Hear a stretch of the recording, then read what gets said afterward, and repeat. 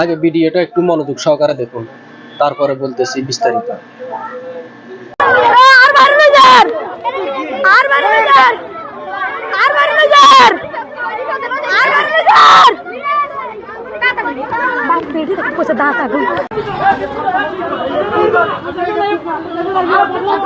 দল করলেই আর লিফলেট বিতরণ করলে যদি অপরাধী হয়, তাহলে আমি মনে করি 18 কোটি মানুষই অপরাধী।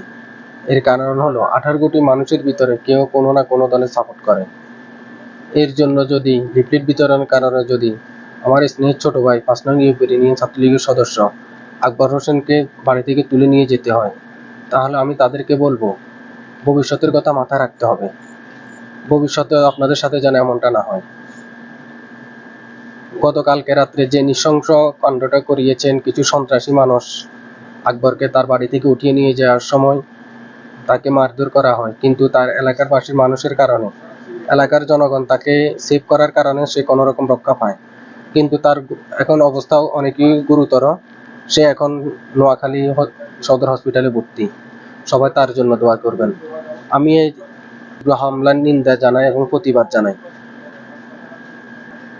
আপনারা কেউ এখনো ক্ষমতা আসেন নাই, তার আগে আপনাদের এরকম নৃশংস রূপ, আপনাদের সন্ত্রাসী কর্মকাণ্ড, এতে বোঝা যায় আপনাদের কাছে মানুষ কোনোভাবেই নিরাপদ না। একজন ছোট শিশু পর্যন্ত নিরাপদ না। আকবরের বয়স সর্বোচ্চ 15 থেকে 16 হবে। সে কি এমন করছে যে তার সাথে এমন করতে হলো? যত কিছুই করেন না কেন, আওয়ামী লীগকে দমিয়ে রাখা যাবে না।